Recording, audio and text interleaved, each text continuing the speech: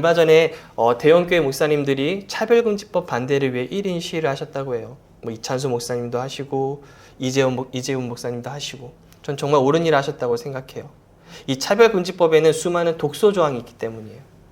하나님이 저를 부르신 목적 중 하나는 예수 그리스도의 은혜를 전하는 거예요. 그런데 사람들이 은혜를 생각하면 뭐든지 포용할 것 같고 뭐든지 사랑으로 감싸줄 것 같은데 그게 아니에요. 은혜는 비진리와는 타협하지 않아요. 비진리에 당당히 아니라고 말할 수 있어야 그게 진정한 은혜인 거예요. 아까 말씀드린 것처럼 지금 교회가 진리와 비진리로 치열하게 싸우고 있고 앞으로 더욱 격하게 될 것이기 때문에 성경이 말하는 것이 무엇인지 분명히 알고 깊이 생각해 봐야 돼요. 성경이 말하고 있는 우리가 누구인지, 우리는 세상에서 어떤 기준을 가지고 살아가야 하는지 정확히 알지 못하면 세상이 외치는 그 흐름의 기준점을 잃어버릴 수가 있어요.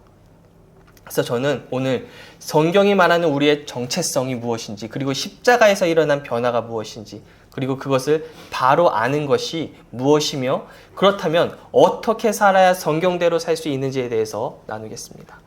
먼저 왜 사람이 죄인인가를 알아볼게요. 많은 사람들이 자신이 가지고 있는 기준으로 죄인의 기준을 정해요. 그런데 그 기준이 무엇일까요? 그 기준은 행위예요. 사기꾼이 왜 사기꾼이죠? 사기를 치니까요. 도둑이 왜 도둑인가요? 도둑질을 하니까요. 좋은 사람은 왜 좋은 사람일까요? 좋은 행동을 하니까요. 나쁜 사람은 나쁜 행동을 하기 때문에 나쁜 사람이죠. 우리는 이렇게 행동이 누군가를 규정하는 그런 방식에 익숙해져 살아가고 있어요. 그렇기 때문에 대부분의 그리스도인들도 그런 방식으로 자신의 정체성을 정해요. 예수님을 믿기 전에 왜 자신을 죄인이라고 생각할까요? 내가 죄를 지었기 때문에요. 그리고 예수님을 믿은 후에도 내가 하나님께 예수님의 피로 용서는 받았지만 여전히 잘못된 행동을 하고 있고 여전히 떨쳐버리지 못한 죄가 있다면 여전히 잘못된 행동을 하기 때문에 자신을 죄인이라고 생각해요. 하지만 예수님을 믿기 때문에 나는 용서받은 죄인이야 라고 이렇게 말하죠. 하지만 성경은 우리가 죄인인 건 우리의 잘못된 행동 때문이 아니라고 말해요. 이것을 명확히 아셔야 돼요. 우리가 죄를 지어서가 아니라 태어날 때부터 죄인으로 태어났다고 말해요. 로마서 5장 18절 보실게요.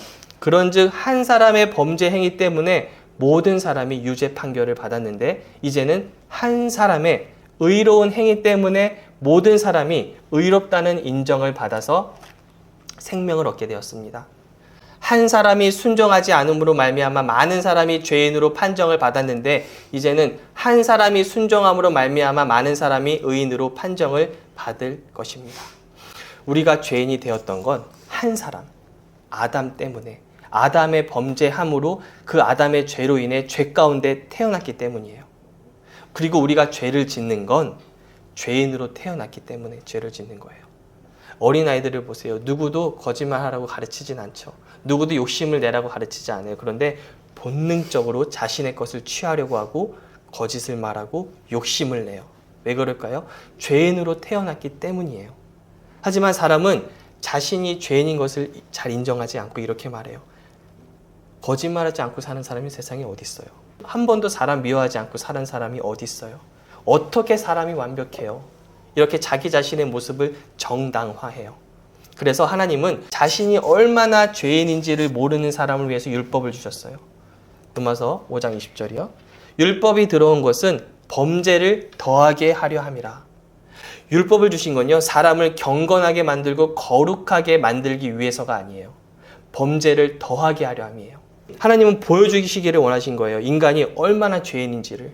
스스로 얼마나 죄인인지를 모르는 사람에게 우리가 하나님 앞에 얼마나 죄인인지를 보여주기 원하신 거예요. 하나님 외에는 모든 것이 다 우상인데 우상을 만들지 말라고 하면 우리 삶에 하나님 외에 사랑하고 있는 게 얼마나 많은지, 하나님 외에 내가 붙잡고 있고 그걸 붙잡고 있는 것을 놓을 수 없는 것이 얼마나 많은지를 보여주시려고 율법을 주셨어요.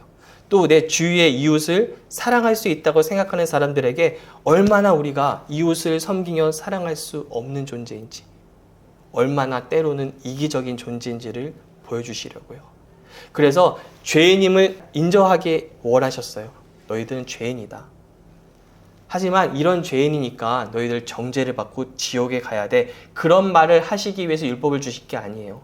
율법을 통해서 우리가 얼마나 죄인인지를 보여주시면서 그렇기 때문에 너희에게는 구원자가 필요하단다. 구원이 필요해. 그걸 보여주시기 원하신 거예요. 마치 뛰어난 의사가 있어요. 그 의사가 환자를 검사해서 병이 있음을 알게 한 다음에 치료가 필요하다는 걸 인식시킨 후 치료하는 것처럼 죄인임을 인정하게 하신 후 구원자의 필요성을 보여주신 거예요. 갈라디아서 3장 24절이요. 이같이 율법이 우리를 그리스도께로 인도하는 초등교사가 되어 우리로 하여금 믿음으로 말미암아 의롭다함을 얻게 하려 함이라. 누구에게로 인도하나요? 율법이 그리스도께로 인도해요. 나는 정말 죄인이네. 나에게 구원자가 필요한 거였구나. 나는 예수님이 필요해. 이렇게 율법이 우리를 그리스도께로 인도해 주는 거예요. 그런 과정을 거치고 예수님께로 인도된 저와 여러분이 예수님의 십자가 사건을 믿음으로 변화가 생겼어요. 고린도후서 5장 21절이에요. 하나님이 죄를 알지도 못하신 이를 우리를 대신하여 죄를 삼으신 것은 우리로 하여금 그 안에서 하나님의 의가 되게 하려 하심이라. 예수님은요, 하나님의 아들이시죠. 하나님이 예수님께 이렇게 말씀하셨어요. 너는 내 사랑하는 아들이라. 내가 너를 기뻐하노라. 하나님의 뜻에 죽기까지 순종하셨어요. 그분의 모든 전체의 삶이 하나님께 기쁨이었고 영광이었어요. 유일하게 이 땅에서 하나님께 한 번도 불순종한 없는 인간이세요. 그런데 그분을 하나님이 저 십자가에서 죄로 삼으셨어요. 어떻게 해요? 한 번도 죄를 짓지 않으셨잖아요. 우리의 죄를 예수님이 받으신 거예요. 그래서 우리의 죄로 인해 우리가 받아야 했던 정죄와 심판과 하나님의 진노와 그 모든 것을 예수님께 쏟으셨어요, 하나님이. 그것을 받을 이유가 없고 어떤 잘못도 하지 않으셨는데 그런 분이 마치 세상에서 가장 악한 악인으로서 죄인으로 심판받으시고 벌받으셨어요. 그러면 의를 알지도 못하고 의롭게 행하지도 못하는 저와 여러분이 어떻게 여기서 하나님의 의가 되었다고 할까요? 우리도 동일한 방식으로 이렇게 된 거예요. 의로움의 개념도 없고 의롭지도 못하지만 그런 우리에게 예수님의 의로움을 우리에게 주신 거예요. 우리의 죄는 그분께로 가고 그분의 의로움이 우리에게로 온 거예요. 내 모든 결점에도 내 모든 잘못에도 불구하고 내가 아직도 떨쳐내지 못하는 그 죄의 습관들이 남아있지만 하나님이 우리에게 예수님의 의로움을 주신 거예요. 그냥 의로운 정도가 아니라 예수님처럼 의로운 거예요. 여기서 사람들이 헷갈려해요. 자신이 죄인이라는 것을 인정하는 게 어렵진 않아요. 자신의 행위가 완벽하지 않으니까요. 그런데 대부분 놓치는 게 있어요. 자신이 죄인이라는 게 행위로 말미암아 그렇게 된 것이 아니라 태어나면서부터였다는 걸 잘 모르는 거예요. 우리가 죄인이었던 건 행위와 상관이 없어요. 잘못을 했던 하지 않았던 하나님 보시기엔 죄인인 거예요. 그러면 의인은요? 의인이 된 것도 마찬가지예요. 내가 의로운 행위를 했던, 의로운 행위를 하지 않았던 예수님을 믿으면 의인이 되는 거예요. 행위와 상관이 없어요. 이건 존재의 문제예요. 제 아들 이한이가 제 앞에서 바르게 행동하면 제 아들이 되고 잘못을 저지르면 제 아들의 자격을 잃어버리지 않아요. 바르게 행동을 하건 그렇게 하지 않던 언제나 아들이에요. 이한이가 제 아들인 건 행위의 문제가 아니라 존재의 문제예요. 우리가 의인인 건 행위로 된 게 아니에요. 예수님을 믿음으로 된 거예요. 애초에 행위로 의인이 된 것이 아니기 때문에 잘못된 행위를 했다고 나의 의인됨이 박탈되지 않아요. 우리의 의인됨이 변하지가 않아요. 왜냐하면 의인이 된 건 죄인에서 의인으로 존재 자체가 변한 걸 의미하니까요. 한번 생각해 보세요. 예수님을 믿지 않는 모든 사람은 성경적으로 다 죄인이에요. 그 죄인이 세상이 우러러보는 숭고한 희생을 했어요. 그렇다고 해서 그 희생이 그 죄인을 의인으로 만들어주나요? 아니에요. 성경은 그렇게 말하지 않아요. 그 누구도 행위로는 하나님 앞에서 의인이 될 수 없다고 말해요. 그런데 왜 많은 그리스도인들은 좀처럼 이 자신이 의인됨을 받아들이는 게 힘들어할까요? 십자가에서 정확히 무슨 일이 일어났는지를 모르기 때문이에요. 로마서 6장 6절에 볼게요. 우리가 알거니와 우리의 옛사람이 예수와 함께 십자가에 못 박힌 것은 죄의 몸이 죽어 다시는 우리가 죄에게 종노릇하지 아니하려 함이니. 십자가는요, 단순히 예수님만 달리신 사건이 아니에요. 예수님이 죽으실 때 우리의 옛사람, 즉 아담으로부터 죄를 물려받은 이 옛사람이 예수님과 함께 죽은 거예요. 그 결과 뭐라 그래요? 죄의 몸이 죽었다고 해요. 이 말은 죄를 짓고 싶어하고 죄성이 있어 죄에 반응하는 이 몸이 십자가에서 죽었다는 거예요. 말이 안 되는 것처럼 보여요. 왜냐하면 지금 우리는 이렇게 살아있고 몸도 그대로니까요. 하지만 하나님은 예수님을 믿을 때 저와 여러분의 십자가에서 예수님과 함께 죽은 것으로 보셨어요. 그리고 이 죄의 몸도 멸한 것으로 보세요. 그렇기 때문에 이건 믿음으로밖에 받아들일 수 없는 말이에요. 그래서 이제 이 죄된 몸은 십자가에서 죽고 이제는 이 몸을 하나님의 영이 머무는 성전으로 사용하는 거예요. 고린도서 6장 19절이요. 너희 몸은 너희가 하나님께로부터 받은 바 너희 가운데 계신 성령의 절인 줄을 알지 못하느냐. 너희는 너희 자신의 것이 아니라. 지금 잘 이해가 되지 않을 수 있지만 잘 따라오세요. 지금 제가 말씀드리고 있는 건 보이지 않는 영적인 세계의 진리예요. 실상이에요. 십자가에서 어떤 일이 일어났는가를 제가 말씀드리는 거예요. 로마서 6장 10절을 볼게요. 그가 죽으심은 죄에 대하여 단번에 죽으심이요 그가 살아계심은 하나님에 대하여 살아계심이니. 예수님은 우리의 모든 죄를 그분의 몸에 다 받아들이시고 십자가에서 단번에 그 죄에 대해서 죽으셨어요. 11절 이와 같이 너희도 너희 자신을 죄에 대하여는 죽은 자요 그리스도 예수 안에서 하나님께 대하여는 살아있는 자로 여길지어다. 이와 같이는 무슨 말일까요? 바로 예수님과 똑같은 방식으로. 예수님이 죄에 대해서 천천히 죽으셨나요? 아니요. 단번에 죽으셨어요.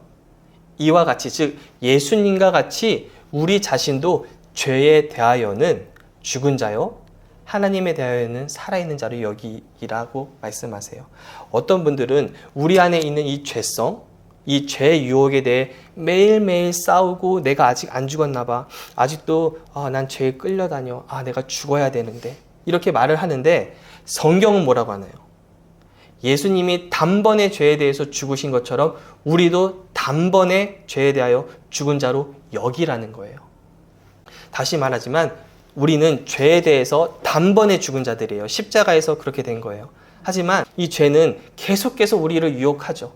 계속해서 우리에게 말을 걸어요. 이 죄를 저질러. 이런 행동을 해. 계속해서 우리에게 요구하지만 그런 요구에 반응을 하던 옛사람이 십자가에서 죽은 거예요. 우리의 죄의 몸이 죽은 거예요. 만약에 죽은 사람한테 말을 걸면 그 사람이 대답을 하나요? 반응을 하나요? 안 해요. 죽었으니까. 그런 일이 십자가에서 지금 일어났다고 하나님은 말씀하세요. 그런데 마귀는 뭐라고 할까요? 너 안 죽었잖아. 너도 알고 있잖아. 여전히 지금 살아있잖아. 지금도 죄의 유혹에 반응하고 있잖아. 이렇게 죄를 느끼는데 어떻게 죄에 대해 죽었다고 말할 수가 있어? 그런 생각을 하고 있는데 무슨 죄에 대해서 죽었어? 그런데 성경은 저와 여러분이 죽었다고 말하는 거예요. 지금 먼저 십자가에서 일어난 이 영적인 진리를 말하고 있는데 결론에 이 모든 걸 어떻게 우리가 이제 구체적으로 적용할 수 있는지를 나눌게요. 다시 로마서 8장 3절을 한번 보실게요.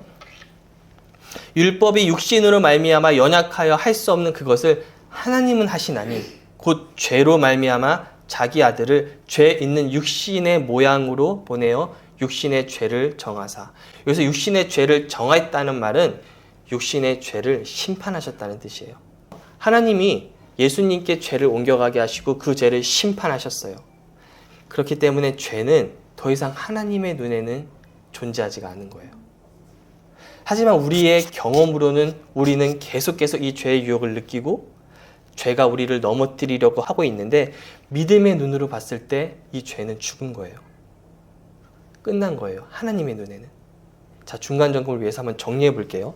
십자가에서 어떤 일이 일어났나요? 이 죄의 몸이 죽었대요. 죄의 유혹을 느끼고 죄에 반응하고 싶어하는 이 몸이 끝났다고 그래요. 그리고 저와 여러분을 계속해서 유혹하고 있는 이 죄가, 이 안에 있는 죄가 십자가에서 끝났대요. 왜냐하면 하나님이 이 죄를 예수님의 몸에 심판하셨으니까. 경험적으로나 느낌적으로나 아직도 죄의 몸은 살아있고 아직도 죄는 내 안에 살아있어서 나를 유혹하고 넘어지게 하려고 하지만 이미 십자가에서 끝났다고 하세요. 이게 바로 성경이 말하는 십자가에서 일어난 일이에요.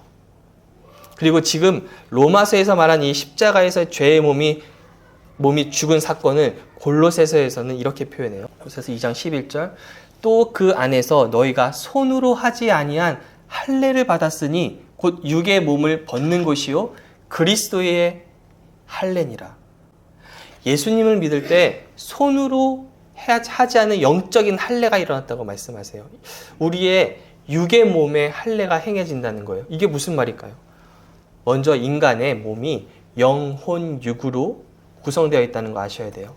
데살로니가전서 5장 23절 평강의 하나님이 친히 너희를 온전히 거룩하게 하시고 또 너희의 온 영과 혼과 몸이 우리 주 예수 그리스도께서 강림하실 때에 흠 없게 보존되기를 원하노라. 이 말씀처럼 인간은요 영과 혼과 몸으로 이루어져 있어요. 그런데 예수님을 믿으면 나의 이 죄된 육신이 나의 영과 혼에서 분리가 돼요. 아까 로마서에서는 십자가에서 죄의 몸이 죽었다고 표현했고 이 골로새서에서는 육의 몸에 할례가 일어난다고 표현해요. 할례가 무엇인지 아시죠? 칼로 자르는 거예요. 사람의 영, 혼, 몸이 붙어 있는데 이 죄의 몸이 영과 혼에서 분리가 된다는 뜻이에요. 그게 육의 몸에 할례가 행해졌다는 거예요. 그러면 이 모든 과정이 의미하는 것이 무엇일까요?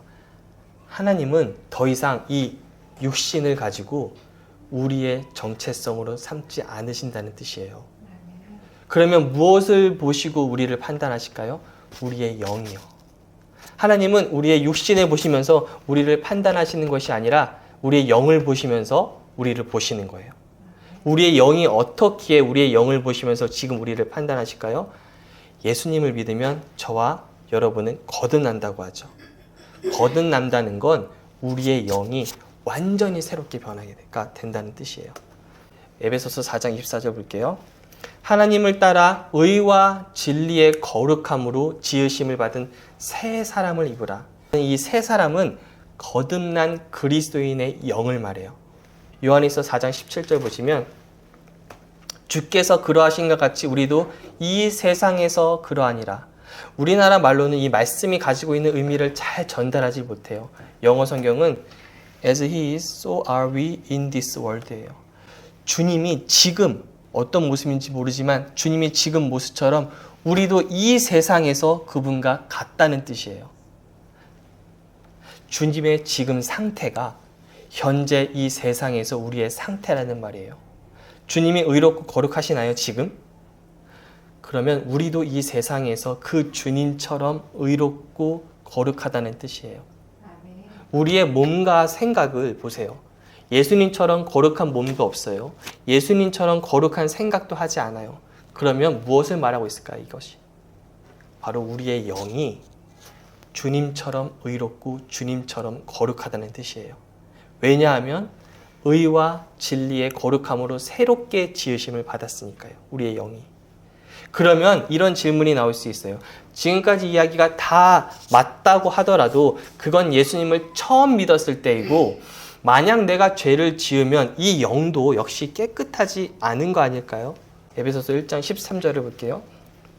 그 안에서 너희도 진리의 말씀 곧 너희의 구원의 복음을 듣고 그 안에서 또한 믿어 약속의 성령으로 인치심을 받았으니 이 구절에 따르면 우리가 거듭나면 성령님이 우리를 인치신다고 해요.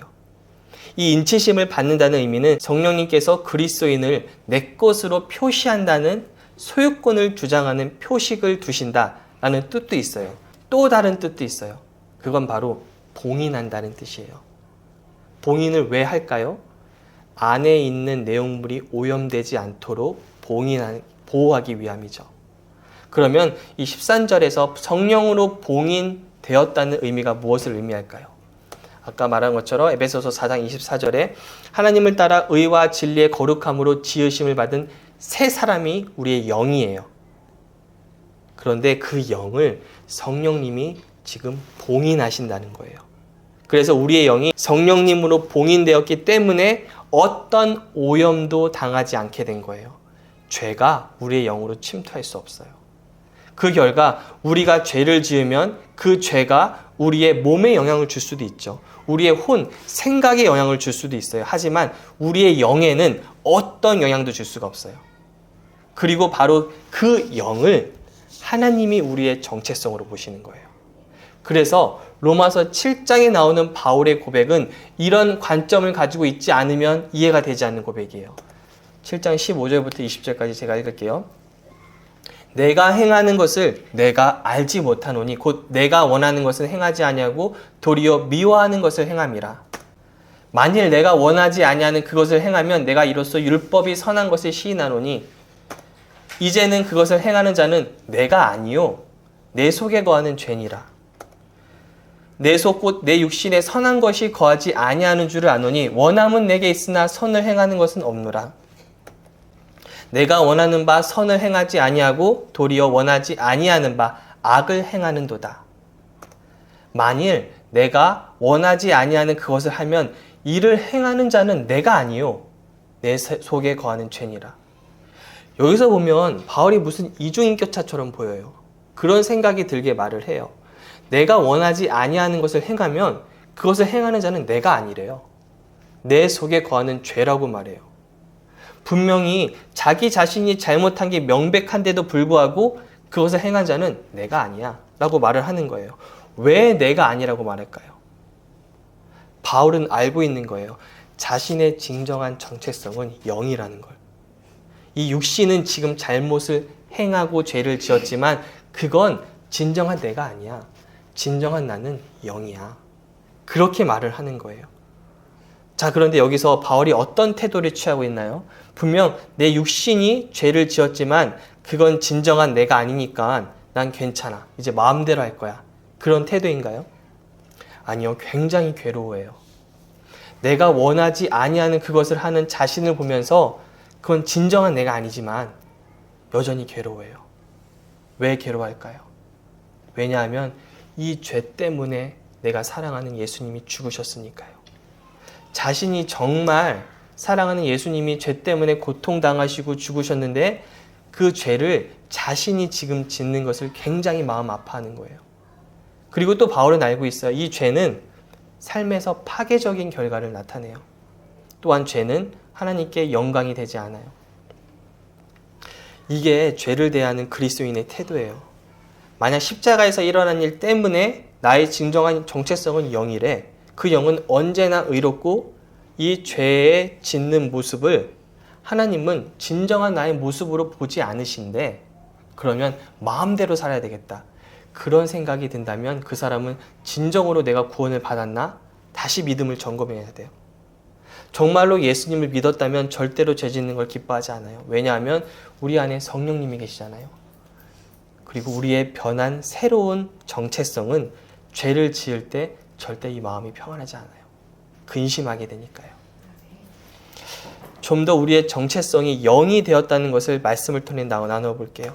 로마서 8장 8절에서 9절이요. 육신에 있는 자들은 하나님을 기쁘시게 할 수 없느니라. 만일 너희 속에 하나님의 영이 거하시면 너희가 육신에 있지 아니하고 영에 있나니 누구든지 그리스도의 영이 없으면 그리스도의 사람이 아니라. 육신에 있는 자들이란 믿지 않는 자를 말해요. 예수님을 믿으면 우리는 더 이상 육신의 존재가 아니게 돼요. 우리의 정체성은 육신에 있지 않아요. 우리의 존재는 영에 있는 자들이에요. 만일 너희 속에 하나님의 영이 거하시면 이 조건이에요. 어떻게 하나님의 영이 우리 안에 거하시나요? 예수님을 믿으면 성령님이 우리 안에 오세요. 그러면 더 이상 우리는 이 육신에 속해 있는 존재가 아니게 돼요. 아까 십자가에 일어난 그 변화 때문에. 그런데 여전히 육신이 있죠. 하지만 나는 더 이상 이 육신이 아닌 거예요. 자, 이제 적용을 해볼게요. 십자가에서 놀라운 일이 일어났어요. 바로 우리의 죄된 몸이 죽었고 우리의 진정한 정체성인 영과 이 몸이 분리가 일어났어요. 그래서 하나님은 저와 여러분을 이 육신의 존재로 보지 않으시고 영의 존재로 보세요. 그러면 이 진리를 어떻게 내 삶에서 구체적으로 적용할까요? 우리는 매 삶에서 죄의 유혹을 받아요. 넘어지고 죄와 힘겹게 싸우지만 대부분 그 싸움에서 져요. 왜 지는지 아세요? 존재하지 않는 상대를 인정하기 때문이에요. 이게 무슨 말일까요? 분명 이 죄의 몸이 십자가에서 죽었고 이 죄 역시 십자가에서 정죄를 당했어요. 하지만 정말로 없어졌나요? 아니요. 아직 우리는 이 몸을 입고 있고 여전히 죄의 유혹도 당하고 살잖아요. 그래서 하나님께 이렇게 기도해요. 하나님, 제가 죽어야 하는데 여전히 살아서 혈기 부리고 있고요. 여전히 욕심을 내고 있고 여전히 성숙한 그리스도인으로 살지 못하고 있어요. 도와주세요. 그런데 이건 잘못된 기도예요. 왜 그럴까요? 하나님은 분명히 십자가에서 우리의 옛사람을, 이 죄의 몸을 처리하셨고 죄도 처리하셨잖아요.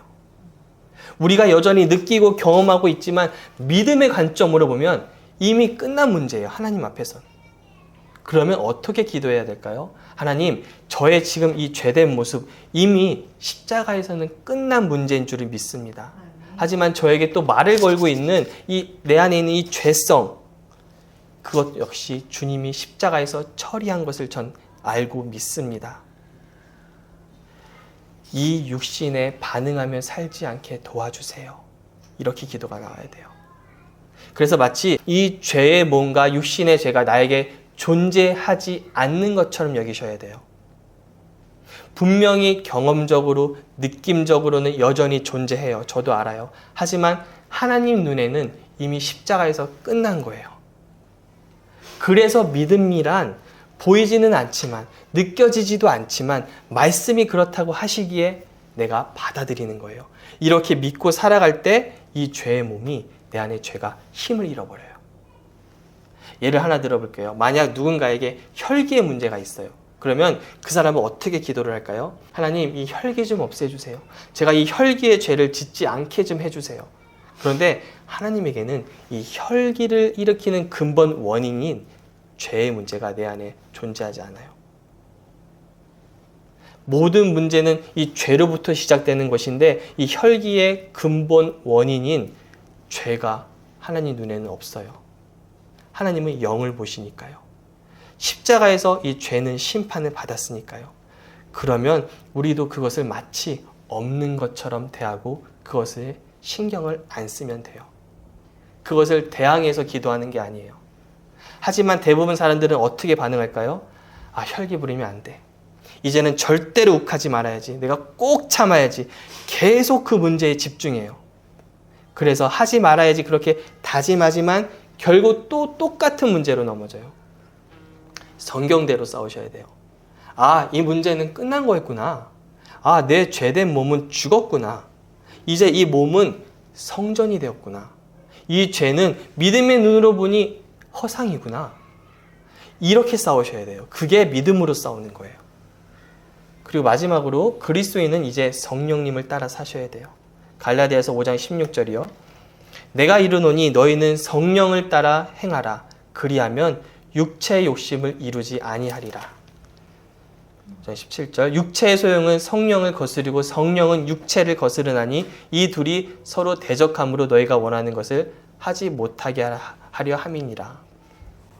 16절에 성령을 따라 행하라. 그리하면 육체의 욕심을 이루지 아니한다고 말해요. 이 순서를 잘 보셔야 돼요. 육체의 욕심, 육체의 죄를 짓지 아니하면 그때 이제 성령님이 나를 인도하실 거야. 사람들은 그렇게 생각해요. 내가 똑바로 살고 죄를 짓지 않아야지 성령님이 나를 인도해 주시겠지? 근데 그렇지 않아요. 성령님을 따라서 행하면 자연적으로 육체의 욕심을 이루지 않는 거예요. 많은 그리스도인들이 내가 죄를 짓지 않아야지, 내가 죄를 이겨야지, 내가 이 문제를 극복해야지, 내가 육체의 욕심에 지지 말아야지, 그렇게 죄와 문제에 집중해요. 하지만 하나님의 방법은 뭐예요?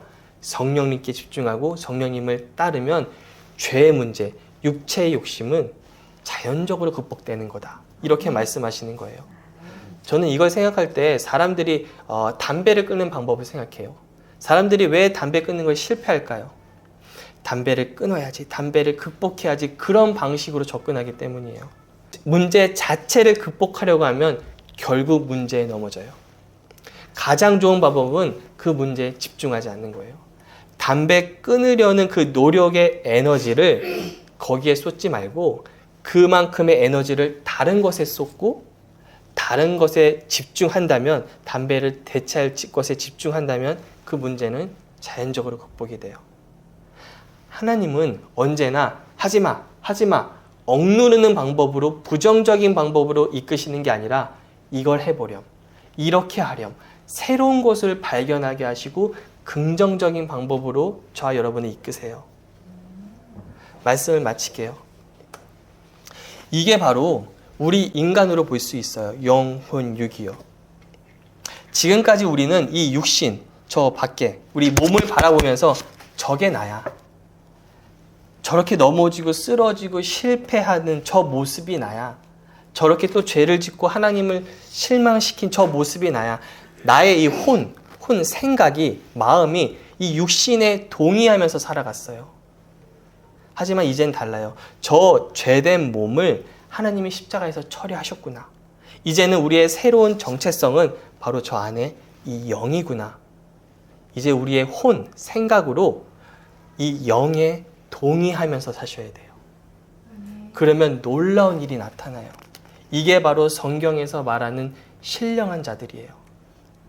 고린도전서 3장 1절 보세요. 형제들아, 내가 신령한 자들을 대한 것 같이 너에게 말할 수 없어서 육신에 속한 자, 곧 그리스도 안에서 어린 아이들을 대한 것 같이 하노라. 육신에 속한 어린 아이들은 나의 생각, 나의 마음, 나의 혼이 여전히 바깥 것에 집중되어 있어요. 여전히 육신을 보고 모든 것을 판단해요. 하지만 신령한 자란 영적인 자라는 뜻이에요. 이 영적인 사람은 이 나의 혼이, 나의 생각이 육을 바라보는 것이 아니라 영을 봐요. 영에 집중하고 영을 따라 살아요. 그 사람을 성경은 신령한 자라고 하는 거예요. 우리 가스펠교회 모든 성도님들이 전부 이렇게 영적인 신령한 자가 되시기를 제가 기도하겠습니다.